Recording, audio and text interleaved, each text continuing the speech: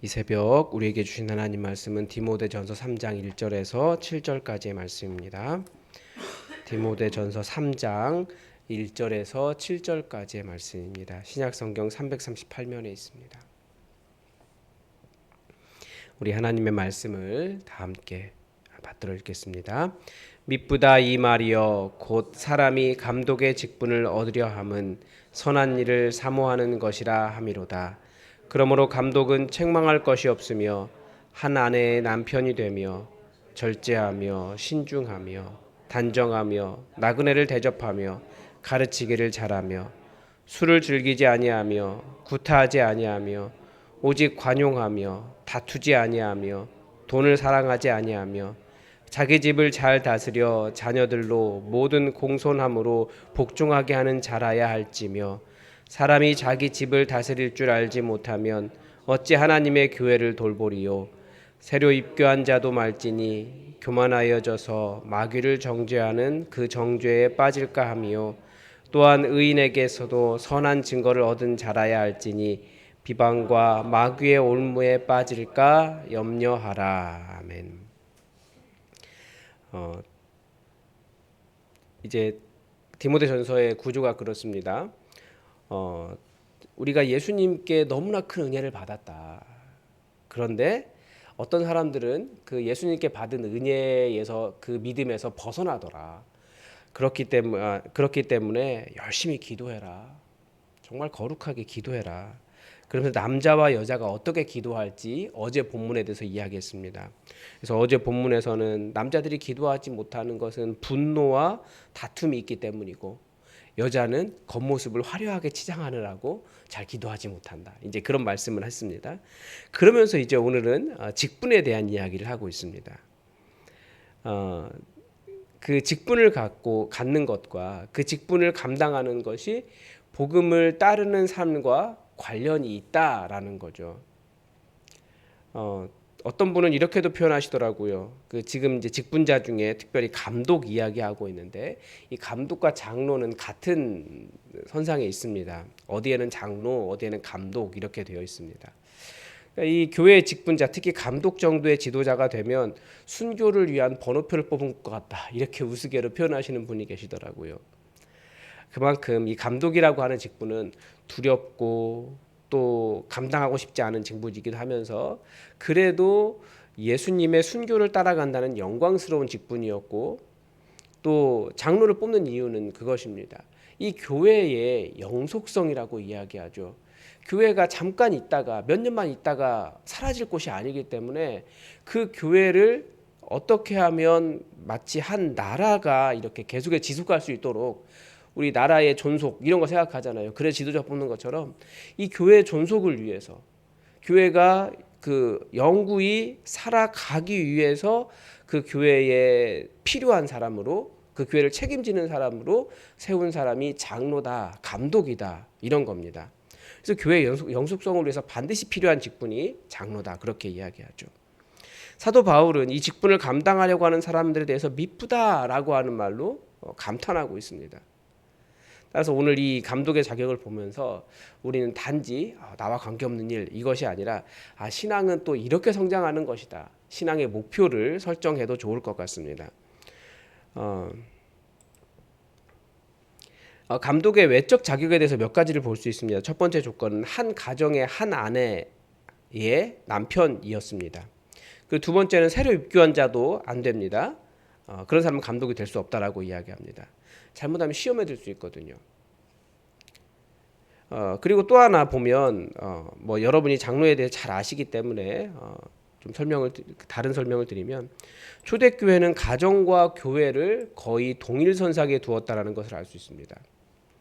아마 한 사람에 대한 평가는 교회보다 가정에서의 반응이 훨씬 더 솔직하고 분명할 것입니다. 사람이 교회에 있을 때와 가정에 있을 때에 얼마나 다를 수 있는지도 우리는 볼 수 있습니다. 이렇게 가정과 교회 안에서의 모습이 동일하다는 것은 그만큼 그 사람의 인격이 통합되었다라는 것을 알 수 있습니다. 물론 어떤 식으로 이게 통합되었는가 이것도 굉장히 중요하겠죠. 교회에서도 자기 주장만 하고 집에서도 자기 주장만 하고 교회에서도 소리 지르고 집안에서도 소리 지르는 사람의 인격을 통합되었다. 우리가 그렇게 이야기하지 않습니다. 복음을 따르는 통합된 인격이란 어떤 모습이냐? 한 아내의 남편이 되어서 라는 조건은 당시의 성적 쾌락을 쫓는 문화가 그 그리스 로마 문화에 너무나 가득하잖아요. 남녀를 가리지 않았어요. 그렇게 따르지 않고 오직 말씀을 따라간 삶을 의미합니다. 지금도 성적인 쾌락을 추구하는 문화가 있습니다. 예전에도 그렇고 지금도 그렇고 한 아내라는 관념이 없는 남자들이 많이 있습니다. 요즘 시대는 그게 뭐가 문제냐라고 말하기도 하고 그렇습니다. 이 시대의 문화가 어떻게 이렇게 긴 인생에서 뭐 한 여자만 사느냐 뭐 이런 논리를 펴기도 합니다. 그런데 그게 통해요. 정말 신기한 세상이에요. 이런 세상에서 한 명의 배우자에게 충실한 것은 육체를 따르는 성적 쾌락이 아니라 하나님을 따르는 겸손한 삶을 살아갔다라는 것을 잘 보여줍니다. 또한 신중한 사람이라고 되어 있는데 신중은 정신이 막다라는 뜻입니다. 그러니까 이렇게 좀 횡설수설하고 이상한 그 말하는 그런 사람 말고 정신이 막다는 뜻이고요. 절제를 이야기하고 있습니다. 이 절제는 다양한 의미를 가지고 있습니다. 여기서 절제는 존중받을 만한 행동이라는 뜻입니다. 그러니까 앞에서 여성에게 정숙하라라고 말하고 있잖아요. 그 여성에게 정숙하라는 말이 존중받을 만한 사람이 되어라 이런 뜻입니다. 얌전해져라 이게 아니고 저는 이런 성품은 하나님의 말씀에 순종해서 자신의 완고함을 내려놓을 줄 아는 사람에게 주어지는 것이다 이렇게 생각을 합니다. 죄의 근본은 내 마음대로 하고 내 생각만 옳다고 주장하는 내가 하나님 되려고 하고 다른 사람 위에 군림하려고 하는 마음입니다. 그런데 절제할 줄 알고 신중하게 되는 이유는 하나님의 말씀 때문에 나를 꺾고 내 의로움을 꺾을 줄 아는 그런 마음이기 때문에 더 그렇습니다. 그리고 또한 나그네를 대접하는 사람을 언급합니다. 나그네는 여러 의미가 있습니다. 우선 그 지역 사람 아닌 사람을 이야기할 수 있어요. 대표적으로 외국인 노동자, 뭐 여행객, 난민도 될 수 있죠. 그리고 또 복음을 증거하기 위해서 이렇게 순회하는 나그네들이 있었습니다. 그런 사람들을 대접할 줄 아는 사람을 이야기합니다. 기독교인들이 이렇게 타인들에게 좀 이렇게 마음이 닫혀 있는 경우들이 많이 있어요. 우리끼리가 너무 좋은 거죠. 그래서 새 가족이 와도 사실은 새 가족을 이렇게 잘 품어내지 못하는 그런 곳들도 있어요. 외국인 사역하시는 분들 제가 이제 외국인 사역하는 분 굉장히 열심히 하시는 분 알고 있는데 아프리카 난민 외국인 노동자 사역을 하시는 목사님이 계십니다. 근데 그분 이야기 들어보면 그분들 그 아프리카 난민들 죄송하지만 이렇게 굉장히 뻔뻔함과 배신감이 이렇게 너무나 가득 차 있더라고요. 그래도 열심히 섬겨요. 제가 그분 보면서 나그네를 잘 대접하는 것이 이런 거구나라는 것을 깨닫고 있습니다. 내 이익 계산하면 나그네를 대접할 수 없습니다. 그러나 우리가 그걸 알아야 돼요. 우리가 받은 모든 것은 내 것이 아닙니다. 다 주님의 것입니다. 그래서 주님께서 계산하지 말고 내가 너에게 주었으니 그걸로 나그네 잘 대접해라. 그렇게 말씀하시는 것을 가끔 느끼거든요. 그래 장로가 되는 사람, 교회 지도자가 되는 사람은 나그네를 잘 대접하는 사람입니다. 그래야 또 새 가족이 왔을 때 또 그런 사람들 잘 품어낼 수 있습니다. 또 지도자의 자격으로 잘 가르치기를 잘하는 사람을 이야기합니다. 이 가르치기 잘한다는 말이 계속해서 가르치는 사람을 말하는 것이 아닐 겁니다. 뭐해도 가르치려고 하는 사람 있잖아요. 그런 사람이 아니고 감독으로서 잘 가르치는 사람은 사람의 마음에 이해가 가도록 잘 교육하는 교육자를 이야기합니다. 이 감독의 자격으로 이 교육자, 가르침을 이야기하는 이유는 초대교회의 독특한 교회 형태 때문에 그렇습니다. 목회자는 적었고 각 교회는 그 교회에 세워진 감독, 장로님들이 운영을 하고 교회를 다스렸습니다. 그리고 목회자는 이렇게 순회를 했습니다. 몇 개의 교회를. 그러니까 우리가 세우려고 하는 가정교회도 이런 식입니다. 우리 교회 목회자는 저 한 명이지만 각 가정교회 목자들이 가정교회를 목양하는 거예요. 그래서 정말 교인들에게 영광이 있는데 교인의 영광은 무엇이냐? 목양하는 것입니다. 그 교인의 영광을 우리는 너무나 쉽게 목사님이 다 하십시오. 우리 그렇게 한다라는 거예요. 그거 하라고 목사님 사례 드리는 거 아닙니까? 뭐 이런 식으로 이야기하는데 사실 목양, 성도를 돌보고 성도를 가르치고 그 교회를 세워가는 일은 교회의 가장 큰 영광이에요. 그래서 감독, 장로가 그 일을 하면서 교회를 돌봤다라는 거죠. 그래서 그 목양의 영광을 돌려드리기 위해서 가정교회를 계속 이야기하는 겁니다. 그래서 목자들이 바로 이 감독, 장로에 해당한다라고 볼 수 있습니다. 그 목원들을 복음과 또 복음을 가르치는 삶을 잘 가르쳐야 하기 때문에 가르침의 은사가 있어야 한다라고 가르쳐 줍니다. 근데 이 가르침의 은사가 막 교육한다는 게 아니에요. 뭐가 어쩌고 뭐고 그런 거 가르치는 게 아니에요. 제가 어제 쉬는 날이어서 어떤 드라마를 하나 봤습니다. 아주 유명한 드라마에서 봤는데 거기에 이렇게 다른 구역에 사는 사람이 나와요. 근데 이 사람들 아주 나쁜 사람들로 보고 있는 거예요. 그래서 이 사람들을 교화시켜야겠다는 거예요. 교화시키려고 하니까 그러면 우리가 이 사람들을 어떻게 교화할 수 있을까? 자기의 능력을 얘기해 보십시오. 그랬더니 자기가 셰익스피어를 가르칠 수 있고 이쪽에서 어떤 사람은 자기는 미분적분을 가르칠 수 있습니다. 자기는 어떤 철학 이론을 가르칠 수 있습니다. 이러고 있는 거예요. 그런데 미분적분 잘하면 사람이 교화가 되나요? 그런 생각하는 거죠. 그러니까 잘 가르친다라고 하는 것은 그런 어떤 어려운 이론들을 잘 설명할 수 있다는 뜻이 아니라 복음을 따르는 삶을 잘 보여줄 수 있는 삶이라는 거예요. 이것이 복음을 따르는 삶이야. 그래서 교회는 사실 보고 배우는 게 더 많습니다. 뭐가 어쩌다 이게 아니라 이게 섬기는 것이구나. 이게 사람에게 친절한 것이구나. 이게 나그네를 대접하는 것이구나. 이게 사랑하는 법이구나. 이런 식으로 보고 배우는 것이라는 거예요. 그래서 장로님들은 그 삶의 본이 보고 배울 수 있는 분이어야 된다. 그런 말씀입니다.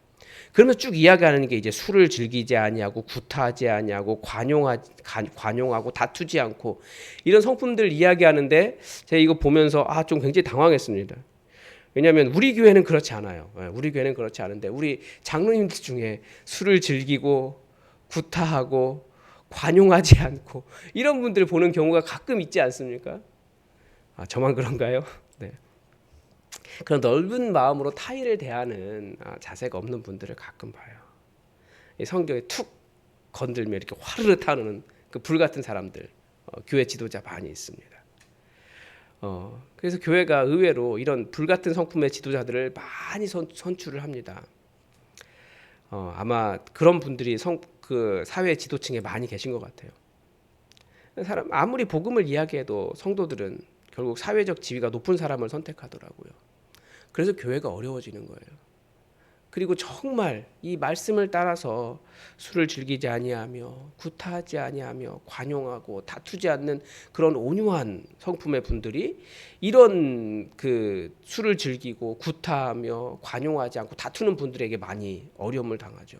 근데 시간이 지나고 나면 진짜 위대한 존중받는 장로님들은 이런 분들이에요. 정말 관용하고 다투지 않고 마음이 넓고 성품이 좋으신 이런 분들이 결국 진정한 장로로 인정을 받더라고요. 그래서 교회가 장로로 세웠다고 인정받는 것이 아니라 시간이 지나면 진짜 장로님은 드러나게 되어 있더라고요.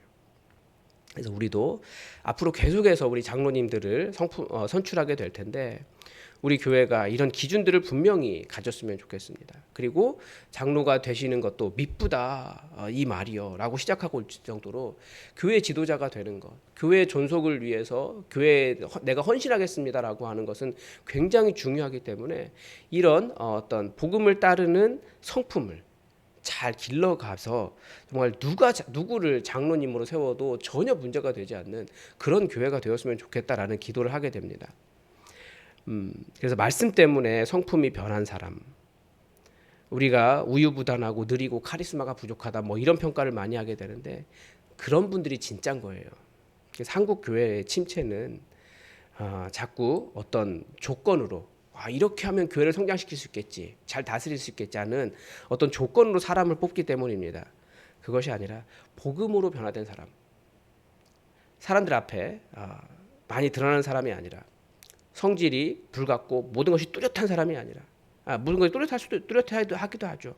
사회적 지위가 높은 사람을 지도자로 선출하는 그런 것이 아니라 정말 그 복음 때문에 삶이 변화되고 그 사람의 복음을 따르는 삶을 보면서 저 사람 따라가도 된다라고 하는 사람, 그리고 교회에 대해서 내가 이 교회 존속을 책임지겠습니다라고 하는 그런 자세가 있는 사람을 지도자로 선출할 수 있기를 바랍니다.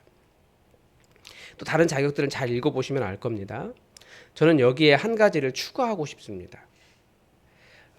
그건 뭐냐면 다른 사람에게 복음을 전하고 그 사람을 복음으로 양육해 본 사람, 즉 영혼을 돌볼 줄 아는 사람이 장로님이 되었으면 좋겠습니다.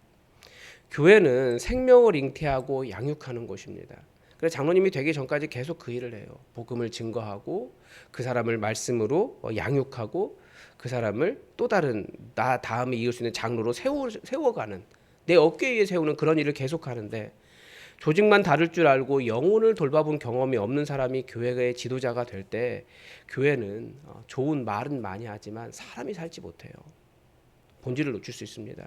그래서 영혼을 품기 위해 교회가 얼마나 많은 것을 포기하고 때로는 많은 것이 논리적이지 않을 수도 있다라는 것을 아는 사람이 교회가 지도자가 되었으면 좋겠습니다. 그래서 여러분, 우리가 앞으로 계속해서 우리 그 교회는 지속되어야 됩니다. 그 일에, 지속되는 일에 복음을 따르는 사람이 세워질 때 그때 교회는 지속할 수 있습니다. 그래서 우리 장로 자격을 보면서 또 내일은 집사의 자격을 보면서 직분자의 자격을 보면서 교회가 어떻게 직분을 통해서 예수님을 따라가는지를 우리가 잘 배워갔으면 좋겠습니다. 오늘도 하나님의 뜻이 우리에게 이루어지기를 주기도문으로 기도하겠습니다. 하늘에 계신 우리 아버지, 아버지의 이름을 거룩하게 하시며 아버지의 나라가 오게 하시며 아버지의 뜻이 하늘에서와 같이 땅에서도 이루어지게 하소서. 오늘 우리에게 일용할 양식을 주시고 우리가 우리에게 잘못한 사람을 용서하여 준 것 같이 우리 죄를 용서하여 주시고 우리를 시험에 빠지지 않게 하시고 악에서 구하소서. 나라와 권능과 영광이 영원히 아버지의 것입니다. 아멘. 여러분, 우리 오늘 직분에 대한 이야기 했는데 우리 이제 임직식 준비하고 있습니다. 이제 이번 주에는 임직식을 준비를 다 마무리하려고 하는데 임직식 준비가 잘 진행될 수 있도록 기도해 주십시오. 그리고 임직식 하기 전에 우리 일일 수련회 하려고 합니다. 성령으로 충만한 시간 될 수 있도록 기도해 주십시오. 그리고 이제 수능을 앞두고 있는 우리 4명의 자녀들을 위해서도 기도를 부탁을 드립니다. 그리고 몸이 연약해지신 분들이 많이 계십니다. 하나님께 치유해 주시도록 우리 환우들을 위해서 기도를 부탁을 드립니다. 다 함께 기도하겠습니다.